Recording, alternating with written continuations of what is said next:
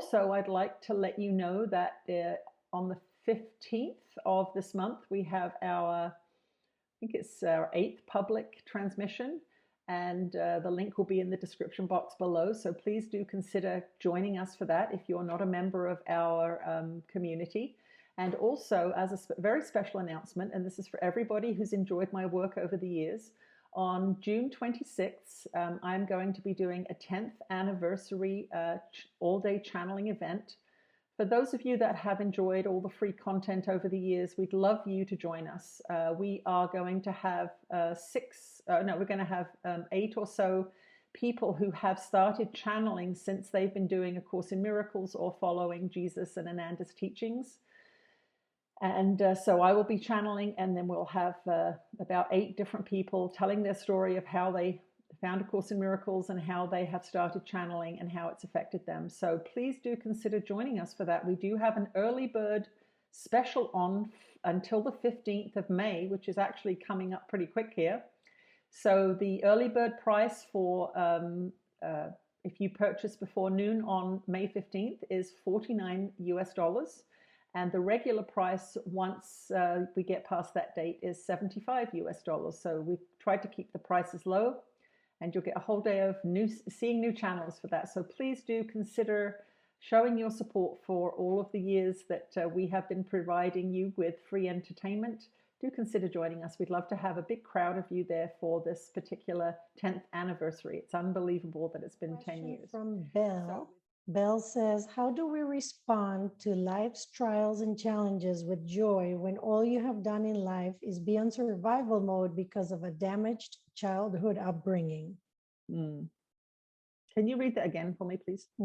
How do we respond to life's trials and challenges with joy when all you have done in life is be on survival mode because of a damaged childhood upbringing? Right, let's see what Jesus says.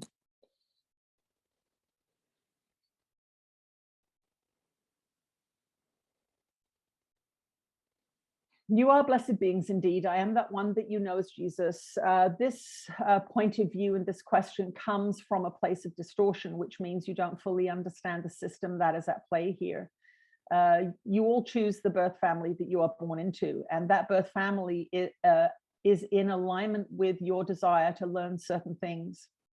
And so, for example, if you have an unloving family and you're born into an unloving family and you are treated unlovingly, perhaps neglected or abused, it's an emphasis on a certain lack that you had in coming in.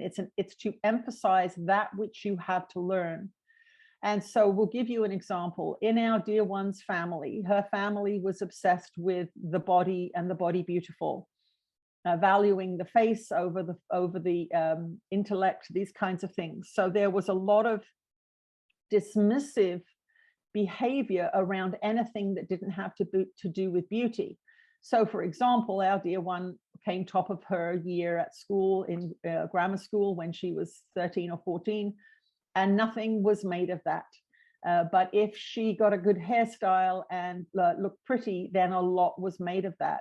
And there was something within this distortion that our dear one came in with.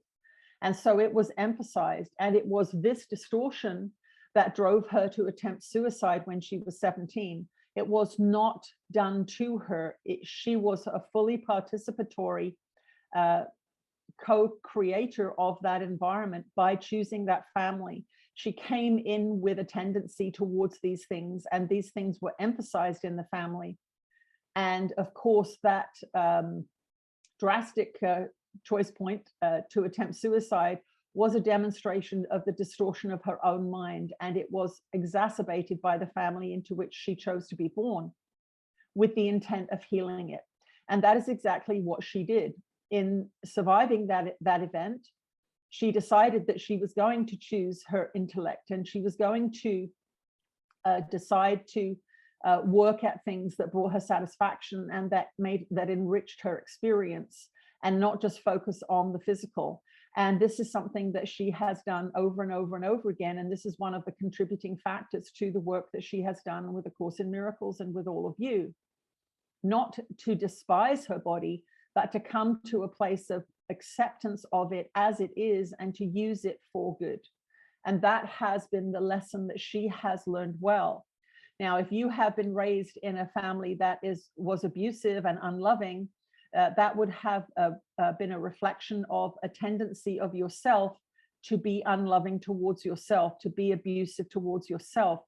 And what happens when you graduate from a birth family is that the story of the material, which is they were mean to me, therefore I am damaged, puts you in a place of victimhood. It puts you in a place of saying, I had nothing to do with this. I am completely innocent here, and they are guilty. And that is what keeps this system of separation going.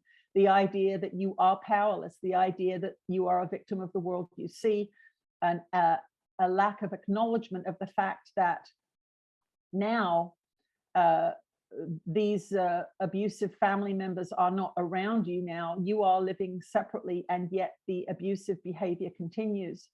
The conditioning of your mind through the family's treatment of you will overpower your will if you believe that that is the cause.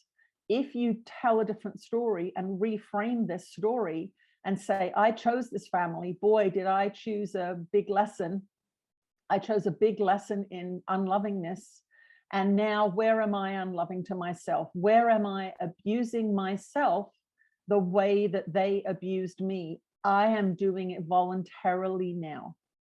And this is the place to start with the forgiveness of the natal family through the telling of the true story, which is, I chose that family because I had something to learn about being unloving, about becoming more loving.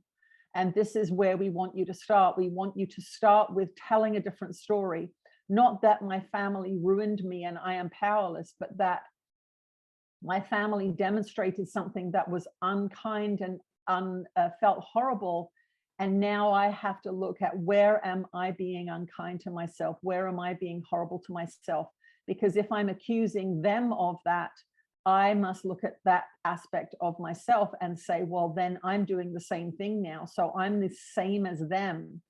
I am the same as them if I am abusing my body. I am the same as them if I am not looking after my health. I am the same as them if I'm saying horrible things in my mind. And therefore, I have no right to accuse them of being guilty of something. I am doing the same thing. So what we want you to do is to begin to look at, where are you doing the same thing, and telling the story that you are not a victim. You have taken those unloving teachings into your mind because that was the frequency match for your birth family. And that is where you're off track with your storytelling. So we want you to understand this, that you were not born there by mistake. The unloving or cruelness that you experienced as a child was not your human fault. Obviously, children who are being hurt, it is not their human fault. But on a spiritual level, they chose their families and they were a match in some way. So what you want to do now is you want to say, I'm going to stop being a match to my family. That's why I've come here. This is the beginning half of my incarnation. Now I'm going to change the story. I'm going to change my behavior, and I'm going to align myself with Jesus' teachings, which is that I can heal anything. And these abusers are no longer in the room. These abusers are no longer in my mind. It is my mind that is choosing the lower frequency, and it is my mind that must be healed. And that, of course, is what A Course in Miracles is for. It is for you to understand where you are now being abusive or unloving to yourself. And as you go through this process of forgiveness of the natal family, or forgiveness of a particular family member, you will begin to feel your frequency going up, and you will begin to feel joy returning to you. But this is not necessarily a process that's going to take a week or a month. Our dear one had many years to recover from the distortions in her mind, but she kept going because the Course showed her the opportunity for peace that she had never had before. And when she would have these blocks of peace, because she was doing the Course, because she was doing her forgiveness work, she started to realize that the tumultuous aspects of her mind, the unloving aspects of her mind, the judgmental aspects of her mind were optional. If there was peace possible in one part of her mind, it must be possible in another part. And that was what kept her going. And that was what drove her to refuse to entertain negative and unloving and victim thoughts. And so we want to assure you that she has been through her own trials and tribulations, and now she has a peaceful mind. There are, of course, some issues left, and she's always working on those, but we want you to understand that you don't have to suffer, you don't have to be miserable, you don't have to feel a victim of your family. You can turn it around and you can tell the correct story, and everything can be healed.